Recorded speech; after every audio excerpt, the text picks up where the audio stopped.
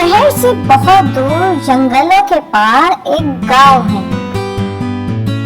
उस गांव में ना तो मोबाइल का कोई नेटवर्क है और ना ही कोई मोबाइल है और ना ही कोई पक्का रोड है वहाँ।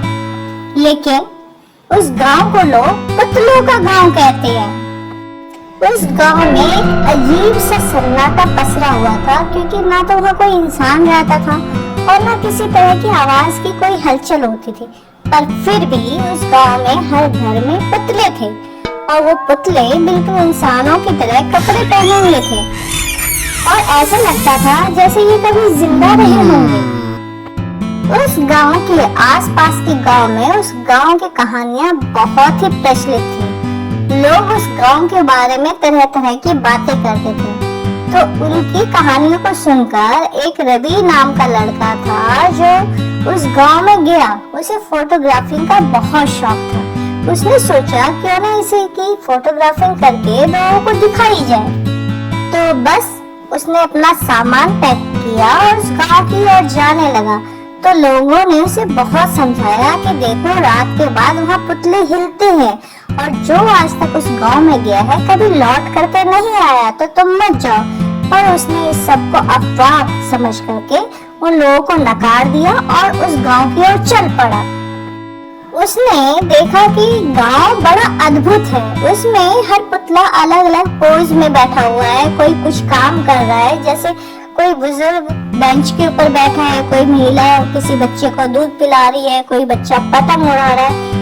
तो उसने सोचा क्यों ना इन्हें कैमरे में कैप्चर कर लूं और सबको दिखाऊं। पर उसे बड़ा अजीब सा लग रहा था कि वो पुतले कुछ टाइम के बाद अपना पोज चेंज कर ले रहे थे। रवि ने सोचा हो सकता है मैं थक गया हूँ, इसकी वजह से ये मेरा वहम है। तो उसने कहा कि क्यों ना मैं रेस्ट कर लूं। तो उसी गांव में एक टूटा फूटा एक घर था और वो वहाँ चला गया सोने के लिए। थकान की वजह से रवि को गहरी नींद आ गई और वो सो गया। लेकिन आधी रात में उसके दरवाजे पे किसी ने दस्तक दिया और आवाज जोर जोर से खटखटी आ रही थी। तो उसकी नींद खुल गई। उसने खिड़की में से झांक के देखा तो वही पतंग उड़ाने वाला बच्चा उसे झांक रहा था और उसकी आंखें सचमुच की लग रही थी। उस बच्चे ने उसे कहा कि अब तू भी हमारे ही गांव का हिस्सा बन चुका है। रवि दौड़ करके अपना कैमरा लेने गया उसकी फोटो कैप्चर करने के लिए। लेकिन ये क्या, जो फोटो उसने वहाँ कैप्चर किया था वो भी उसके कैमरे से गायब था।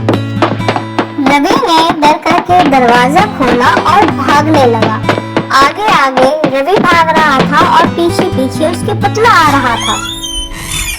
बड़ी मुश्किल से रवि आधा जंगल पार कर चुका था। लेकिन आधा जंगल पार करने के बाद वह पुतले में कन्वर्ट हो गया।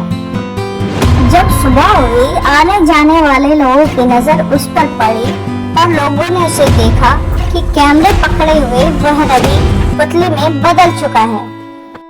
उसी पुतले वाले गांव में एक नैना नाम की लड़की का भी पुतला था, जिसकी शादी होने वाली थी पहले और वो लाल जोड़े में थी। उसके हाथों में मेहंदी लगी थी, परंतु किसी वजह से उसकी बारात नहीं आई थी तो वो खुदकुशी कर चुकी थी।